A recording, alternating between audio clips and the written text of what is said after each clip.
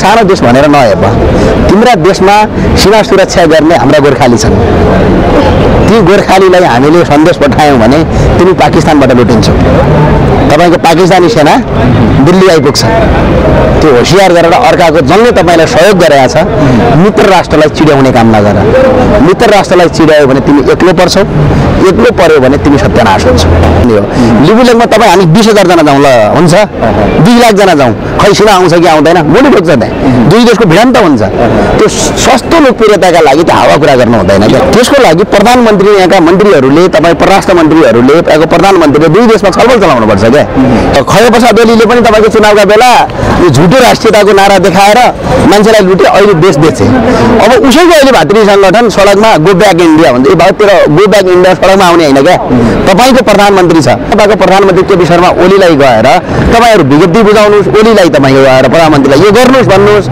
सडकमा आउनु उनीहरुको आवश्यक छैन सडकमा के लागि आइराछन् भने हामी पनि राष्ट्रवादी हौं भनेर देखाउनलाई आएका हुन् हुँदै नभएको चारतारे झण्डा किन बोकेर आउँछ तिनीहरु त्यसमा रगत गनाउँछ देशको राष्ट्रघात गनाउँछ नेपाली झण्डा बोकेर आउन नेपाली झण्डा बोकेर स्वतन्त्र रूपमा आउनुस् त तपाईहरुले यदि गर्न चाहनु भयो भने धेरै गर्न सक्नुहुन्छ तपाई प्रधानमन्त्रीलाई गएर सिधै दबाब दिनुस् प्रधानमन्त्रीले आएर क्याबिनेटमा छलफल चलाउनुस् यो यस्तो भयो भन्नुस् तर सडकमा आएर ढुङ्गिर त्यो धानी र झाँक्रीको नाटक गर्नु प्रहरी डीएसपीले मेरो खुट्टा भाँच्छ अनि उसैले अभद्र व्यवहारको मुद्दा लाउँछ भने यहाँ ठुलो कुरा के हुँदा हुँदा तपाईँ पुल्चोकको पत्रकार सम्मेलनमा तपाईँलाई थाहा छैन पत्रकार सम्मेलनमा ममाथि आक्रमण भयो प्रहरीले सुरक्षित गरेर तपाईँले खिचेर राख्नु भएको छ तर त्यो पुल्चोकमा मलाई अभद्र व्यवहारको मुद्दा लागेको थियो प्रहरीले ज्ञानेन्द्र शाहले कुटपिट गर्यो भनेर क्या त्यहाँ गइसकेपछि के भएछ भने इन्डियन सेनाले यिनीहरू आउँदैछन् भन्ने थाहा पाए पछाडि 7 किलोमिटर यता रोकिदिएछ उनीहरूलाई किनभने आफ्नो सीमा जान दिनु भएन अनि उनीहरूले जानेर इन्डियन सेनाले 7 किलोमिटर यता रोक्यो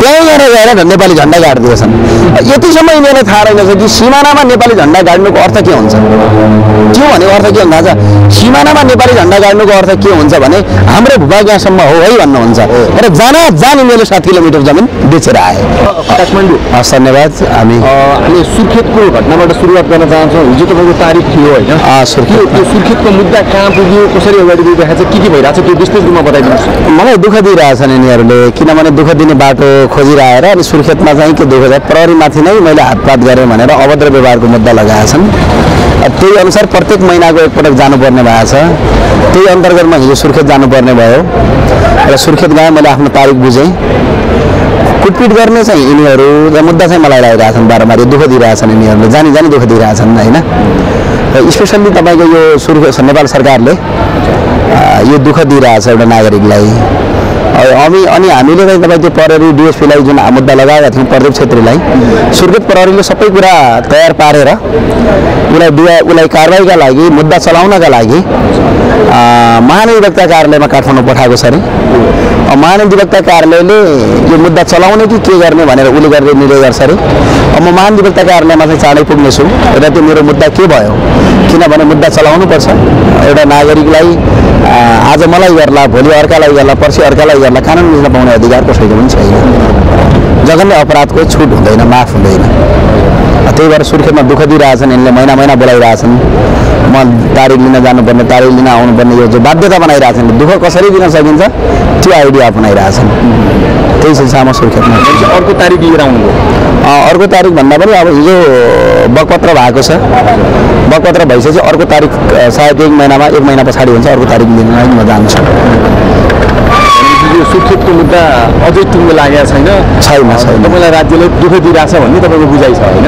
दुःख नै दिएको हो नि अब उसैको प्रहरी डीएसपीले मेरो खुट्टा भाँच्छ अनि उसैले अभद्र व्यवहारको मुद्दा लाउँछ भने यहाँ ठुलो कुरा के हुन्छ यो के हुन्छ भने सरकारलाई एउटा अधिकार के हुन्छ भने अभद्र व्यवहारको मुद्दा जतिखेर लाउन पाउने अधिकार हुन्छ क्या प्रहरीले मलाई टच गर्यो लगाइएर पहिला त सार्वजनिक मुद्दा भन्थ्यो अहिले अभद्र व्यवहारमा राख्छ अनि कसैले केही नगरेकै त्यत्तिकै दुःख दिनलाई लगाइहाल्ने क्या हुँदा हुँदा तपाईँ पुल्चोकको पत्रकार सम्मेलनमा तपाईँलाई थाहा छैन पत्रकार सम्मेलनमा ममाथि आक्रमण भयो प्रहरीले सुरक्षित गरेर तपाईँले खिचेर राख्नु भएको छ तर त्यो पुल्चोकमा मलाई अभद्र व्यवहारको मुद्दा लागेको थियो प्रहरीले ज्ञानेन्द्र शाहले कुटपिट गर्यो भनेर क्या भने यिनीहरू कहाँसम्म तपाईँको पराकाष्ठ छन् स्वयं मैले प्रहरीलाई सोध्छु प्रहरी भन्छ कि माथिको आदेश हामीले गर्नुपर्छ यस्तो अवस्था छ अनि त्यो छ होइन। अब सुर्खेतमा पनि हामी अब यो कालापानीको सिलसिलामा पनि कुराकानी गऱ्यौँ। अनि कालापानी र लिपुलेकको सम्बन्धमा सुर्खेतमा पनि अब आन्दोलनहरू अब सुरुवात हुन्छन्। त्यहाँ सरकारले सुन्नुपर्छ यो कुरा। कालापानीको लेकमा लिपुलेकमा गएर मैले फोटो खिचाएर हुनेवाला केही छैन।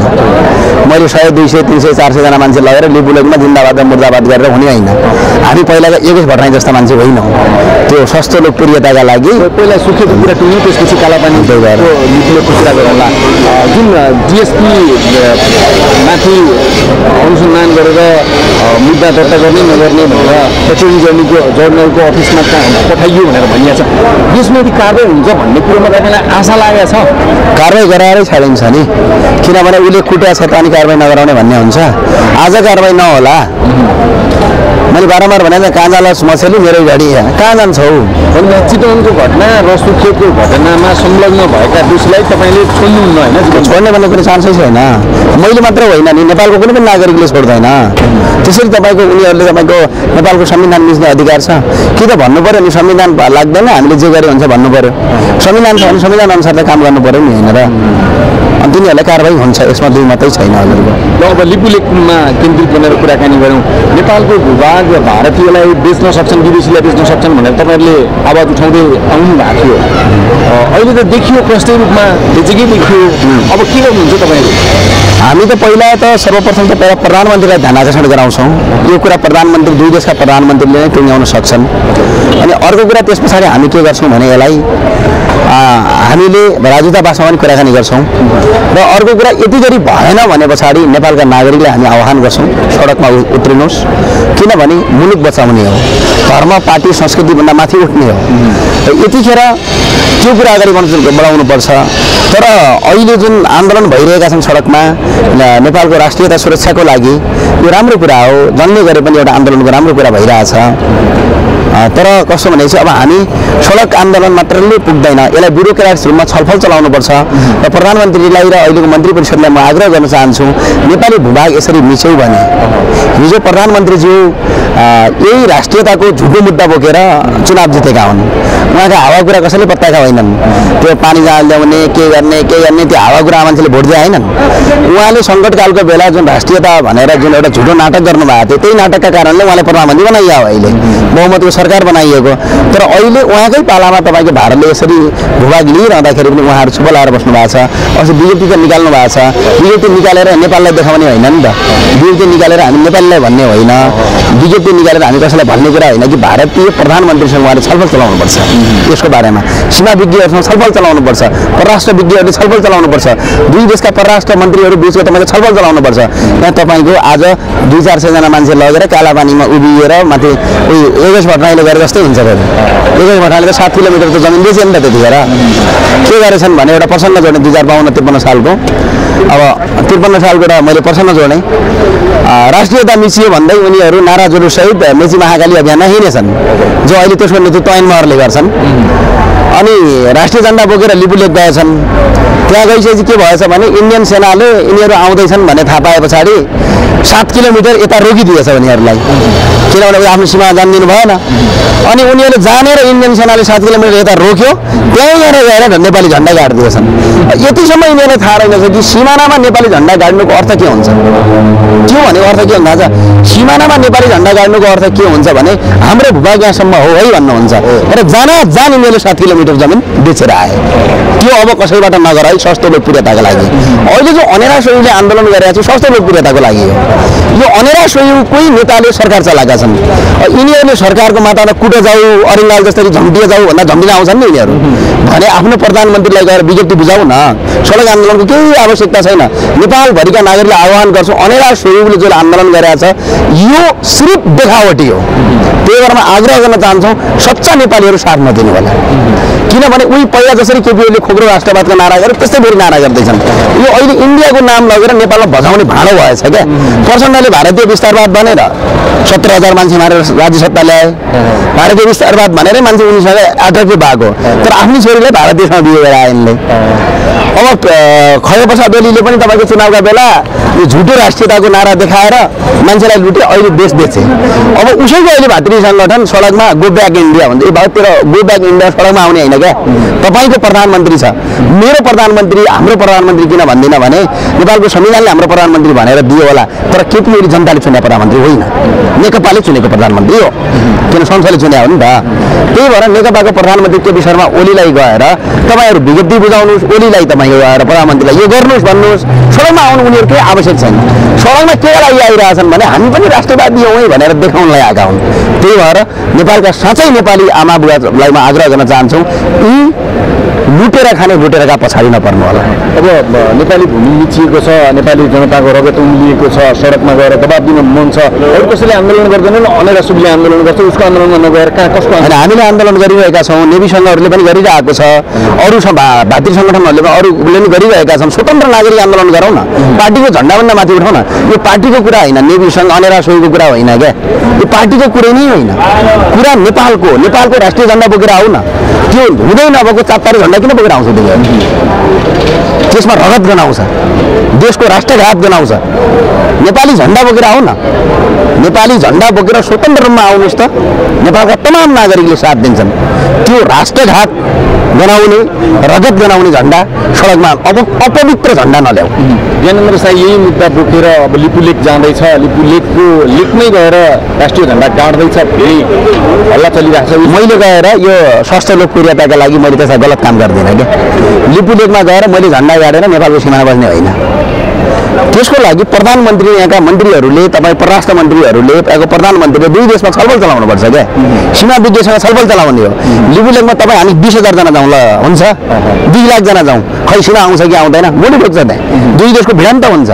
त्यो सस्तो लोकप्रियताका लागि त हावा कुरा गर्नु हुँदैन क्या। भारतको विदेश मन्त्रालयले प्रेस विज्ञप्ति जारी गरेर हाम्रो यो नक्सा आधिकारिक हो, नयाँ नक्सा, नयाँ राजनीतिक नक्सा हो, हामी यसमा नेपालको कहीँ कतै भूमि मिचेका छैनौँ भनेर विज्ञप्ति निकालेर यसलाई कसरी लिनुभयो तपाईँले? होइन, त्यो त नेपाल सरकारलाई सिधै दबाब दिएको होले, किनभने उसले सिमाना मिच्यो भने त नक्सामै देखिन्छ त। उसले बोल्नुपर्ने के आवश्यक छैन, उसले त झन् दबाब दियो क्या। कारण के छ भने यिनीहरू भारतका विरुद्धमा केही पनि गर्न सक्दैनन्। कारण कसरी भने हिजो भारतमै पालिएका हुन् नि, प्रचण्ड त भारतमै हुर्किया हुन्, उनको नालीबेली र उनको राजनीतिक करियरै भारतमा बनायो, भारतीय रसँगै मिलेर नेपालमा काम गरेका हुन् भने भारतका विरुद्ध जान सक्दैनन्। त्यही भएर म आग्रह के गर्न चाहन्छु भने सच्चा यदि अनेरा सोहीमा आबद्ध पनि साथीहरू हुनुहुन्छ भने नेपालभरि राष्ट्रिय झन्डा बोकेर आउनुहोस् है। किनभने त्यो रगत बोकेको झन्डा नल्याउनुहोस्, त्यसमा रगत गनाएको छ, त्यसमा राष्ट्रघात गनाएको छ। त्यही भएर म आग्रह गर्न चाहन्छु। र अर्को कुरो काम के गर्न चाहन्छु भने अनेरा सोहीका र यी यो सरकार सङ्गठनहरू हुनुहुन्छ, तपाईँहरूले यदि गर्न चाहनु भयो भने धेरै गर्न सक्नुहुन्छ। तपाईँ प्रधानमन्त्रीलाई गएर सिधै दबाब दिनुहोस्, प्रधानमन्त्रीले आएर क्याबिनेटमा छलफल चलाउनुहोस्, यो यस्तो भयो भन्नुहोस्। तर सडकमा आएर ढुङ्गिर धानी र झाँक्रीको नाटक पत्र बुझाउने भनेका छन्। आजै भोलि चाहिँ संयुक्त राष्ट्रसङ्घको कार्यालयमा मुद्दा दर्ता गर्ने भनेका छन्। हो, त्यो राम्रो कुरा हो, त्यो धेरै राम्रो कुरा हो, त्यो गरौँ। ज्ञानेन्द्र शाहीले भारतीय प्रधानमन्त्री नरेन्द्र मोदीलाई पनि त केही भन्नु पर्ला नि त, केही सन्देश दिनु पर्ला नि त। नेपालको जमिन मिचिएको छ, भूमि मिचिएको छ। होइन, भारतीय प्रधानमन्त्री भारतीय विस्तारवाद भन्ने कुरा तपाईँ हामी सबैले बुझेको कुरा छ। उसले बिस्तारै सिमाना च्याप्दै आएको छ। त्यति मात्र होइन, अहिले हाम्रो 71वटा ठाउँमा सिमाना च्यापेको छ। यो लिपुलेक मात्र होइन, अन्त पनि तमाम ठाउँमा च्यापेको छ। यसको लागि त नेपालका प्रधानमन्त्रीले भारतीय प्रधानमन्त्रीको भ्रमणको बेला उठाउने कुरा, तर कहीँ पनि उठाइएन। अघिल्लो पटक के भएको थियो भने भारतीय राजदूतावासमा प्रधानमन्त्री केपी शर्मा ओली पहिलो प्रधानमन्त्री हुँदाखेरि म भारतमै थिएँ। त्यतिखेर यो कुरा मैले भारतीय नेपाली राजदूतावासमा उठाएको थिएँ। यो कुरा हाम्रो 23 बुधे तपाईँको मागमा यो पनि थियो। यो कुरा हुँदाखेरि मलाई मञ्चमा बोल्न नदिएर माइक छुटे प्रधानमन्त्रीका मान्छेहरूले। भनेपछि यो के छ भने भारतसँगै नजिक भएर यी भारतसँगै यो भएर नेपालमा सत्ता चलाउँछन्। त नरेन्द्र मोदीलाई आग्रह के भन्छ, हामी सानो देश भनेर नहेर, तिम्रा देशमा सीमा सुरक्षा गर्ने हाम्रा गोर्खाली छन्। ती गोर्खालीलाई हामीले सन्देश पठायौँ भने तिमी पाकिस्तानबाट लुटिन्छौ। तपाईँको पाकिस्तानी सेना दिल्ली आइपुग्छ। त्यो होसियार गरेर अर्काको जङ्गले तपाईँलाई सहयोग गरेका छ। मित्र राष्ट्रलाई चिड्याउने काम नगर। मित्र राष्ट्रलाई चिड्यायो भने तिमी एक्लो पर्छौ, एक्लो पर्यो भने तिमी सत्यानाश हुन्छौ। त्यही भएर आग्रह गर्छु भारतीय प्रधानमन्त्रीलाई, मेरो आग्रह के छ भने तपाईँ छिमेकी राष्ट्र र मित्र राष्ट्रलाई चिड्याउने काम नगर्नुहोस्। मित्र राष्ट्रलाई चिड्याउने काम गर्नु भने तपाईँको सीमा सुरक्षामा बसेका हाम्रा नेपाली गोर्खाली दाजुभाइले तपाईँका विरुद्धमा भोलि हतियार उठाउन बाध्य हुन्छन्। र अर्को कुरा के छ भने भने हामी संयुक्त राष्ट्र सङ्घको सदस्य राष्ट्र हो। संयुक्त राष्ट्र सङ्घको सदस्य राष्ट्र भएको हैसियतले हामी सबैको अधिकार बराबर हुन्छ। संयुक्त राष्ट्र सङ्घमा हामीले यो मुद्दा दियौँ भने तपाईँ मुद्दा हार्नुहुन्छ मोदीजी। त्यही भएर आफ्नो इमेज बचाउनलाई अर्काको भूमि हडेर्ने काम नगर्नुहोस्। होइन, नेपालको के सामर्थ्य छ भारतका विरुद्ध संयुक्त राष्ट्र जानसँग सामर्थ्य छ? किनकि तपाईँले भन्नु भएको छ यिनीहरू भारतीय प्रतिनिधि यिनीहरू त छन्, नेपालका नागरिक त छन् नि, यिनीहरू होला तर नागरिक त भारतीय होइनन् नि। नागरिकले त संयुक्त राष्ट्रमा निवेदन दिनै नमिल्ने रहेछ, सरकारले नै दिनु पर्छ। सरकारले दिनलाई त हामी सरकारलाई दबाब दिन्छौँ, हामी त्यही दबाब त दिउँ भनिरहेको छौँ। अहिले सरकारलाई दबाब दिनलाई हामी दबाब दिउँ भन्ने भएको छ। र अर्को कुरा के भारतले नेपालले दिन नसक्ने भने अलिकति तपाईँले त्यो कुरा अलिकति बुझ्नु भएन। संयुक्त राष्ट्र सङ्घको सदस्य बनाउने राष्ट्र नेपालले चाहिँ भारतलाई संयुक्त राष्ट्र सङ्घको सदस्य बनाएको हो क्या। त्यो इतिहास थाहा छ नि। भारत भन्ने मुलुकै थिएन, जब नेपालले यो एउटा मुलुक हो भनेर संयुक्त राष्ट्रमा सदस्य बनाइदिया हो भने नेपाल संयुक्त राष्ट्रको मामलामा भारतभन्दा जहिले पनि अगाडि छ। अब हाम्रो गुमेको भूमि फिर्ता गराउनलाई नेपाली जनताको पनि त कर्तव्य र दायित्व हो। त्यही भएर के छन्, कसरी के गर्नु पर्ला जनताको भूमिका? नागरिकहरू एकपटक सरकारलाई दबाब दिउँ। हेर्नुहोस्, यो हामी शान्तिपूर्ण रूपमा दबाब दिउँ, देशभरिका नागरिकहरू उठाउँ। मुलुक बचेन भने भोलि हामी बच्दैनौँ, हाम्रो अस्तित्व बच्दैन। पहिला मुलुक बचाउने, त्यसका लागि एकजुट भएर एकपटक सरकारलाई दबाब दिनलाई हामीले कार्यक्रम गरिरहेका छौँ। त्यसमा सहभागी बन्नुहोस्। यदि राष्ट्र र मुलुक चाहिएको छ भने, होइन मुलुक र राष्ट्र चाहिएको छैन, म मेरो व्यक्तिगत स्वार्थमा रमाउँछु भने पछाडि त्यस्ता मान्छेलाई मैले के भन्न सक्छु? केही पनि भन्न सक्छु। तपाईँको पर्सनल भूमिका चाहिँ कस्तो हुन्छ यो विषयमा? मेरो पर्सनल भूमिका भनेको सडक आन्दोलनदेखि लिएर प्रधानमन्त्री कार्यालयमालाई तपाईँको दबाब दिनेदेखि लिएर परराष्ट्र मन्त्रालयसँग दबाब दिने कुरा यो मेरो पर्सनल काम हुन्छ। नेपालका लागि नेपाली अभियानले के गर्छ यो विषय? यही काम गर्छ, जुन मैले भने त्यो काम नेपालको लागि नेपालीले गर्छ र गरिरहेको पनि छ र गर्छ पनि। हस्, थ्याङ्क यू। हस्, धन्यवाद।